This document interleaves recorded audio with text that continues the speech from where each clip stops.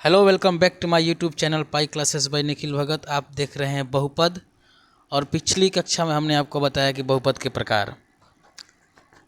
आपके स्क्रीन पर 5 प्रश्न दिए गए हैं और जिनमें आपको बताना है कि नीचे किस किस प्रकार के बहुपद है।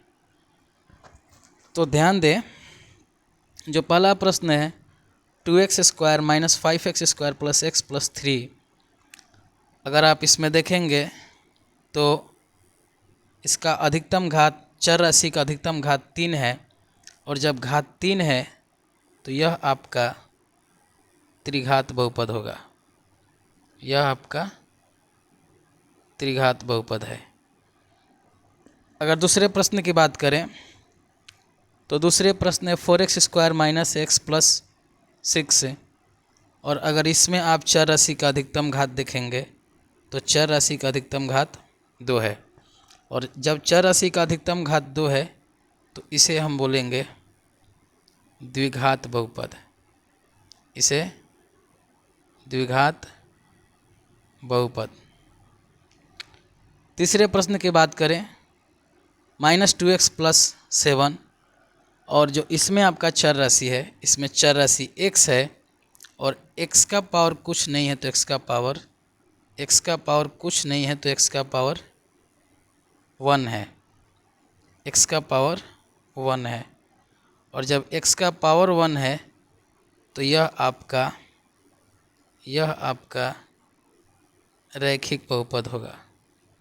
यह आपका रैखिक बहुपद होगा। चौथे प्रश्न की बात करें तो चौथे प्रश्न में आपको चर राशि नहीं है। चर राशि नहीं है तो हम इसको लिख सकते हैं 9 बराबर 9 गुना x का पावर 0। और जब x का पावर 0 हो तो उसे हम अचर बहुपद कहते हैं। उसे हम अचर बहुपद कहते हैं। तो मोस्ट इम्पोर्टेंट टॉपिक आपका यह हुआ कि अगर आपसे प्रश्न में 9, 8, 7, 6, 5 या कोई संख्या देकर पूछे कि यह कौन सा बहुपद है तो आपका जवाब होगा अचर बहुपद है।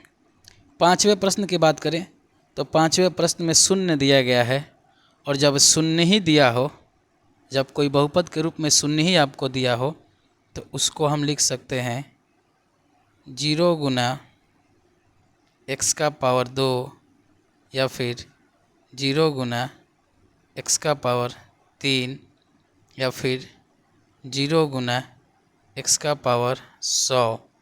कुछ भी लिख सकते हैं, और जब कुछ भी लिख सकते हैं तो उसे हम कहते हैं हमेशा शून्य बहुपद।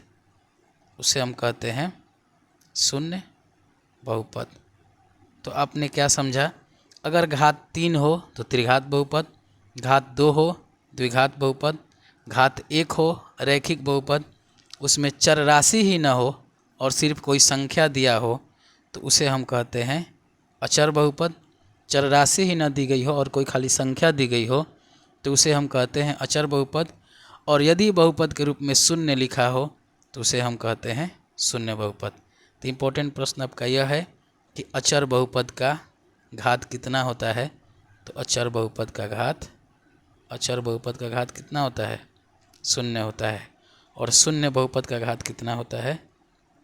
तो शून्य बहुपद का घात परिभाषित नहीं है, इसलिए इसे अपरिभाषित कहेंगे।